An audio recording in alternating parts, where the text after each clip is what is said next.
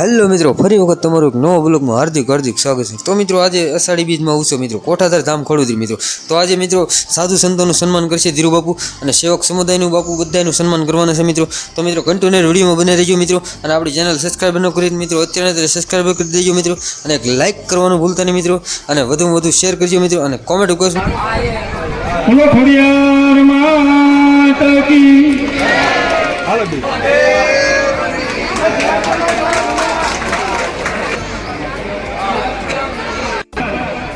સંત શ્રી જગદીશપુરી બાપુ જેમનું સન્માન કરશે પોટુભાઈ જયદીપ કન્સ્ટ્રક્શન।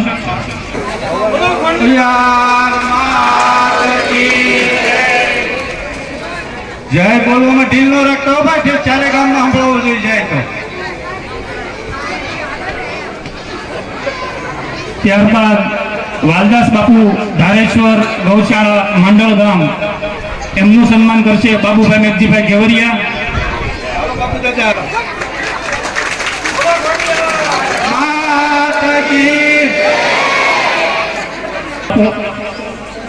કાના દાદા મેર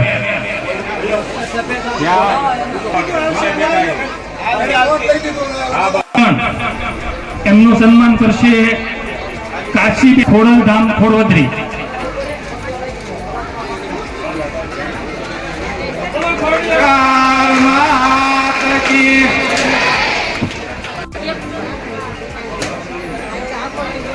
હવે આપણા દાતાશ્રીઓનું સન્માન કરવું છે તો એમને પણ આપણે જોરદાર તાળીઓથી વધાવશું। આપણે મૂર્તિના દાતાશ્રી જયદીપ કન્સ્ટ્રક્શન એમનું સન્માન કરશે આપણા જગ્યાના મહંત શ્રી ધીરુ બાપુ।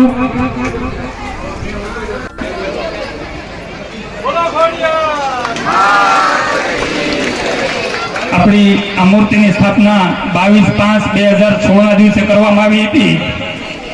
એમના દાતા છે જયદીપ કિશોરભાઈ જગદંબા કંવરી, તેમજ એમનું સન્માન કરશે ધીરુ બાપુ, એમનું સન્માન કરશે કાશીબા ખોડિયાર ધામ ખોડવદરી। ત્યારબાદ હું વિનંતી કરીશ બાબુભાઈ ખોડિયાર કોરીવાળા, એમનું સન્માન કરશે ધીરુ બાપુ। હોય તો બેનને પણ હું વિનંતી કરીશ કે સ્ટેજ પર તેમનું સન્માન સ્વીકાર કરશે।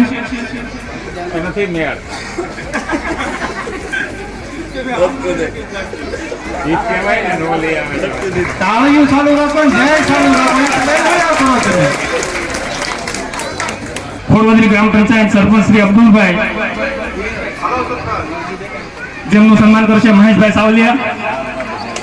કામમાં તાળી ન પાડે ને આવતા જન્મમાં ઘેર ઘેર જઈને તાળી પાડવી પડે છે।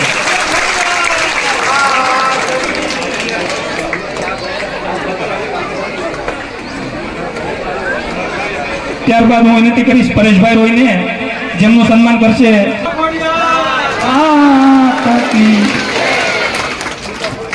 તાના દાદાનો સમગ્ર આખો પરિવાર તે સ્ટેજ પર આવશે, એમનું સન્માન કરશે।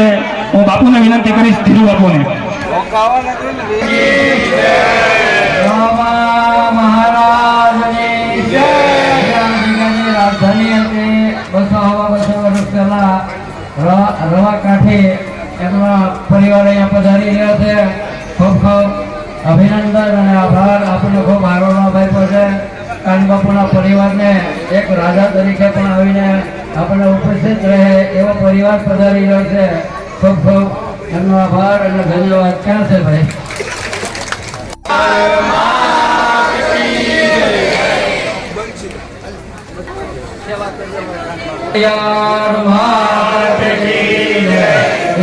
ખોડિયાર માનો અને આઈનો વેડી માનો અને આપણા ગીગાનો જેવો આપણને એક પરસો આવ્યો છે આપણને, જેની હકત 1 મહિનાથી હું રાહ જોઈ રહેતો। હવે જે પૂરા ને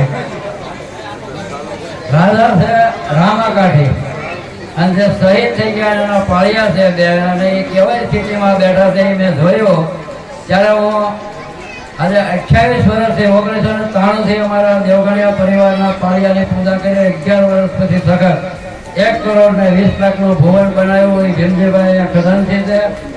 અને એવા જ હુરાપુરા રામાકાઠી ને કીધું તમારો પરિવાર જ્યાં હોય ત્યાંથી અહીંયા લાવો અને હવે તમે જાગૃત થાવ અને એને સુખી કરો અને તમારી રાજધાની અહીંયા પછી એવી જ છપાય અને સાધુ સંતો અહીંયા ખૂબ ખૂબ સેવકો સાથે આનંદ કરે અને આશીર્વાદ આપે. તો આપણને એને 11:30 રાહ જોવાની છે. આડા રાત લીધા પણ જેને ત્યાં આવવું છે મોકલવા છે ને એ આજે એ પૂર્વજન્મમાં એ રવા કાઢી હતા એ જ અટાણે પોતે છે.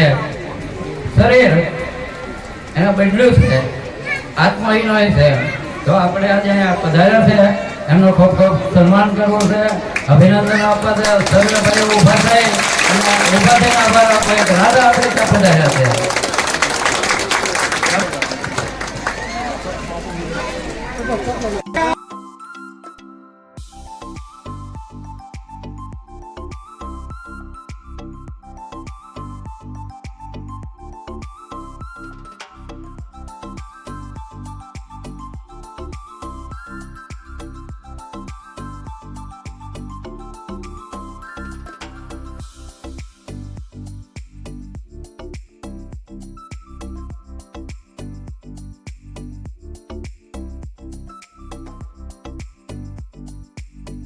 હામાં ધીંગાણા થયા ગાનો દીકરીઓના આબરૂની હિસાબે અને એના ખાનદાની એ સમયે રવા કાઢી આમાં ધીંગાણા પીડ્યા. રાજા રાણીઓ અને રૈયતને આજે વાય છે આપણા રસ્તામાં એ વાયમાં એને પોતાને કીધું કે વાસ લઈ લો અને જે રીતે શાંતિથી જઈ લો.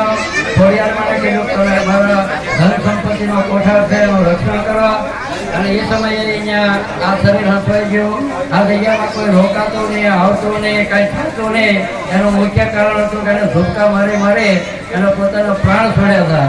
અને એ પ્રાણને જ્યારે શાંતિ મળે ત્યારે આપણને શાંતિ આપે.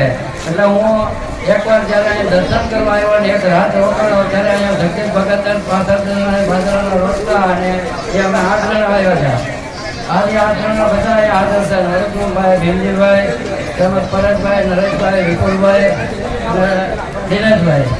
ત્યારે અમે રાતના અહીંયા આવ્યા 8:30 11 વાગે બધા આંખો માર્યો, પછી વિશ્રામ લીધો. 12 વાગે બધા વૈયા ગયા. મેં કીધું તમે વૈયા ગયા રણમાં અમને રેવા મૂકો આવીને અહીંયા અમારું ભાગવું પણ તો કે તમારી પાસે સદગુરુ છે અને સદગુરુ કૃપા કરશે એ તો બરાબર છે. પણ હાવ અજાણી ભોગ 2 વાગે ઉઠી અને ગણપતિ આખી જગ્યામાં આંટો માર્યો અને આંટો મારવાનો અહીંયા આવ્યો ત્યારે ઝીણા ઝીણા પોકાર સાંભળ્યા અને એને અરજ કરી કે એમ આવો આ અવાજ એનો છે. તો કે અમે ધૂપકા મારી મારીને આ વાયમાં પ્રાણ છોડ્યા છે. અમારી આબરૂ હાંસવા આટલું અમે આ ટુકડો ભર્યો છે. તો હવે આનું અમારું નિવારણ છે કે તમે હવે 250 કે 250 જે જીવનમાં ભટકો છો એનું નવું જીવન માટે નવો જન્મ ધારણ કરો અને મા ખોડિયાર તમને માફ કરે છે. અને આજે આપણે શાંતિથી તમે અહીંથી વિદાય લઈ લો. તમારી પાસે હવન છે, યજ્ઞ છે, આ જગ્યામાં જે કાંઈ બધું થયું છે હવે અપાગીની જગ્યાનો અમે ટેલી આવ્યા છીએ. અને અમારી સાથે જે વડલે બેઠેલો છે જે નામ છે એ જાણો પણ ન કહેવાય સાહેબમાં એ જે વડલે બેઠા છે એ આપણી આવ્યા છે. અને વડલે બેહાડ્યો એને હવે માર્ગદર્શન આપ્યું છે નવો અવતાર ધારણ કરી અને એ જ પૂર્ણ એ બધા પાછા અવતાર લે અને જન્મ લે એવી પ્રાર્થના કરી. બોલો ખોડિયાર અને આ ખબર નથી શું કરવાનું છે. 52 વટીયા હરક્યો 12 વટીયા રાતે ધાર કરે અને દિહાડે ધાર કરવાની છે. એક બાપુનું સન્માન બાકી જે સંતો છે એમના નામ નથી લખેલું છે કરી નાખો ફટાફટ. કાળુ બાપુ એમનું સન્માન પણ ધીરુ બાપુ કરશે.